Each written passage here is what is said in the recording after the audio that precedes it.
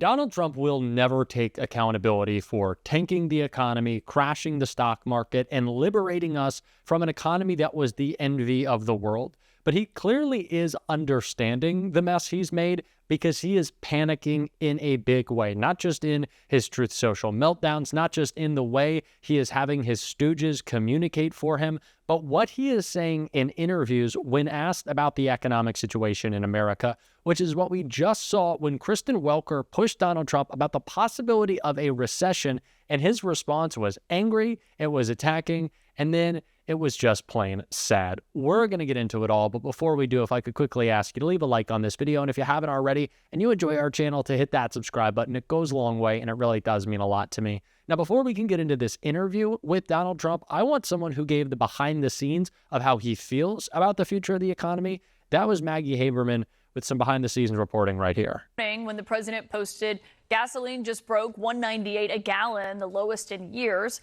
Neither of those are accurate, and prices aren't close to $1.88 or $1.98 in any state, as drivers across the country are well aware of. Actually, we checked, and according to AAA, the national average right now is about $3.18 a gallon. Mississippi has the lowest, but even there, drivers are still paying about $2.66. My lead source tonight is the New York Times' Maggie Haberman. And Maggie, on that comment the president made in this interview that he did with Meet the Press, do you think he is as unconcerned about the prospect of a recession as a result of his trade policies as he seemed to be there? No, I don't. But I think that is the front that he is putting on. They did get good news today in terms of the jobs front. Yes, the market numbers rebounded somewhat. You are correct that he keeps saying things about prices that just don't comport with reality. It was actually interesting. I was looking at a similar Truth Social post that he did, his social media website, where he said, you know, prices are falling and everything is very, very low now. And a bunch of replies, which are normally very praising of him, over the top praising, were saying essentially, not where I live, not where I live, not where I live. So there is actually a limit to how much he can keep saying that and have his own voters believe him.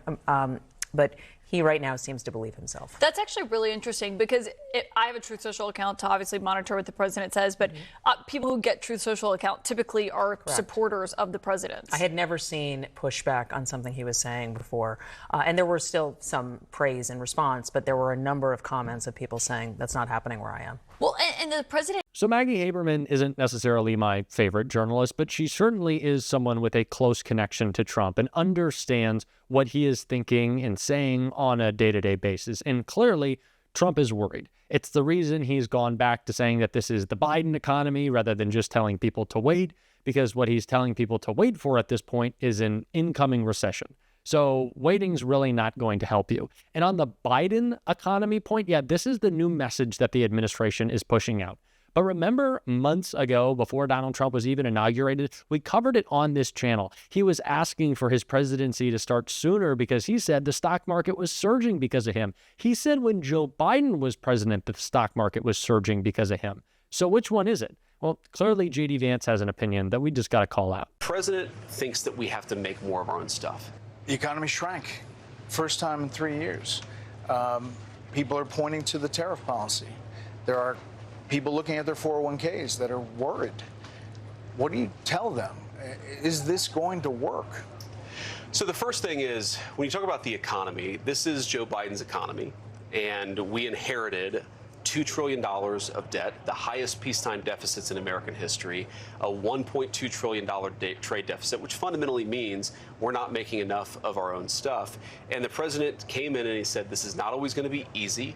It would have been very easy for Donald Trump to do what administrations past have done, which is borrow a lot of money and continue fueling the national debt. He said, no, we need a reset. I've said this throughout the entire tariff debacle that it continues to astonish me that this administration that's usually so good at telling one lie, right? They lie. They're never telling the truth, but it's just one lie. Can't get their message straight because we just saw the official White House rapid response account post this photo of the S&P 500 praising their success because it's going up at the same time that they're saying it's Joe Biden's economy. So which is it? Is Joe Biden responsible for a little bump in the stock market, or is he responsible for an economy that he's no longer presiding over? And nothing makes sense, and Donald Trump is the clearest example of that when he was pressed by Krysten Welker right here. And I want to know what you think about that. Are you comfortable with the country potentially dipping into a recession for a period of time if you are able to achieve your long-term goals. Well, you know, you say some people on Wall Street say, well, I can tell you something else. Some people on Wall Street say that we're going to have the greatest economy in history. Why don't you talk about them? Because some people on Wall Street say this is the greatest thing that ever happened. Well, that's what I'm getting at. That's what I'm getting at, though. It's the same question. Yeah, there are many people on Wall Street say this is going to be the greatest windfall ever happened. And that's my question. Remember the this. long term. Yeah. Is it okay in the short term to have a Remember recession? this. Look, yeah, everything's okay. What we are, I said, this is a transition period. I think we're going to do fantastic. So you can tell Donald Trump is very angry that Krysten Welker is asking him this question. No, all the economists, they're saying, we're doing a great job and the economy's going to be great. It's going to be fine. Stop asking me. And then at the end there, he's kind of just like, yeah, I know. Well, we're going to have a recession. Okay, it's fine. He literally says, yeah, it's going to be. Yeah, it's going to be. Yes, yeah, I know. It's like, what? We're just okay with manufacturing a recession out of the stupidity of our president? We're just down with that at this point? It is the most incompetent administration. Remember the first weeks of Donald Trump? It was all DEI all the time. It was all about the meritocracy. It was all about bringing in the best people. It's what he said in his first term as well. In his first term, though, the best people were the people who then realized this guy's a crazy fascist and maybe we should call him out. Now he has the most inept yes men in the world who are breaking our economy even more. And Bernie Sanders was calling out that just today in Pennsylvania. I want to take a look. You are living in the richest country in the history of the world. It is not a radical idea. It is not utopian to say that every man, woman, and child can and should have a decent standard of living.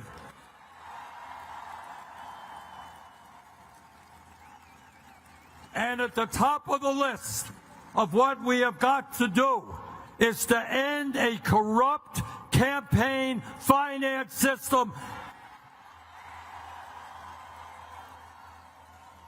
A system that allows billionaires in both political parties to control the political process and our economy.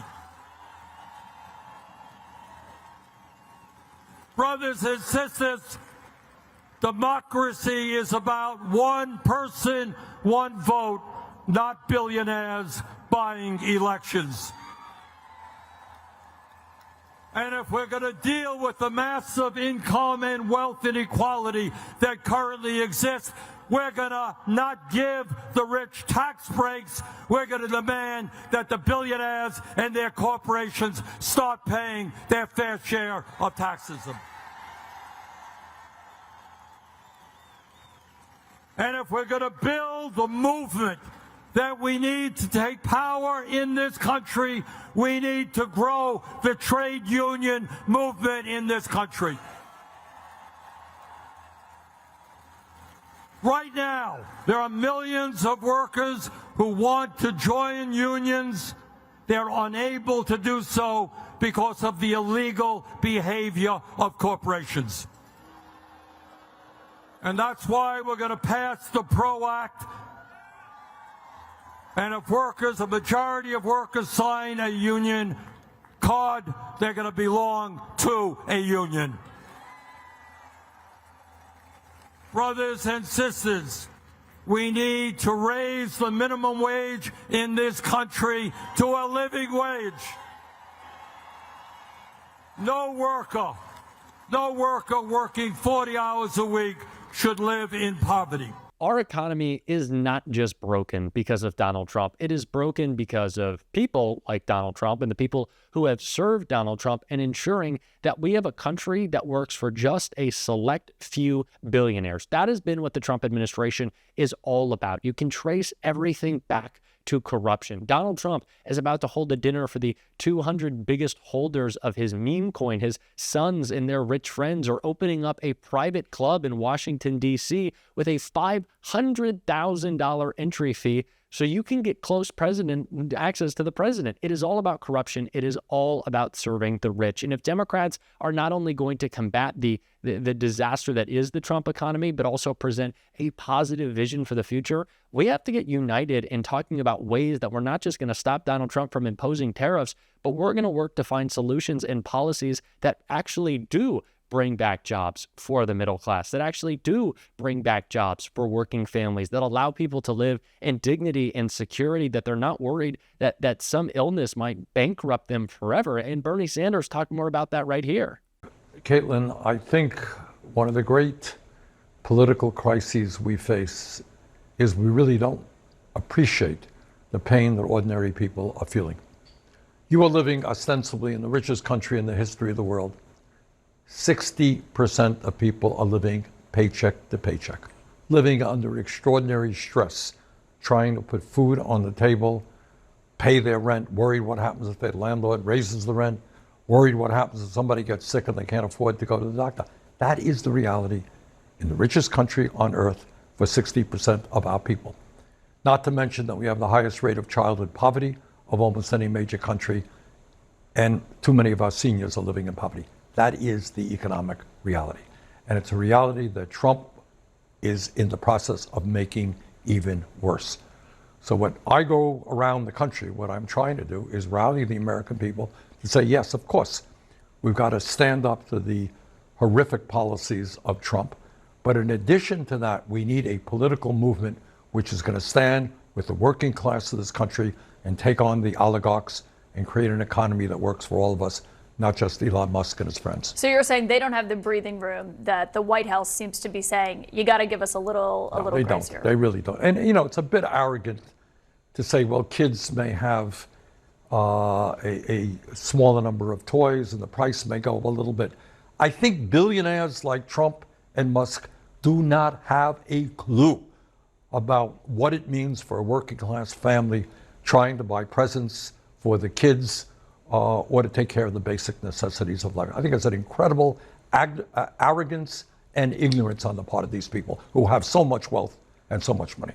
People deserve to live in dignity. People deserve to be respected at their job, and people deserve to not have to worry about whether or not they will be able to afford their health care, their food, their rent. These are the basic tenets that the richest country in the world should be able to provide. Donald Trump's complete ineptitude, his moronic policy, if you can even call it that, is not just an opportunity to fight back. It's an opportunity to tell people Donald Trump is casting this vision of America as a place that is broken because we are not bringing enough jobs back. He is right about that, but he is selling you the wrong bill of goods in terms of how we fix it. Donald Trump is only describing America like that so he can get you to believe his rich friends have the solution. They do not. Bernie Sanders does. Democrats can, and we have to continue to fight with that positive agenda every single day. And if you want to support that, as always, you can hit that subscribe button because we're bringing that message every day. And leave a like on this video if you enjoyed it. And if you stuck around at the end, you can drop a blue heart in the comments and tell me, do you want to see more Bernie Sanders on this channel? I think we should. Let me know. And until next time, I'll see you soon.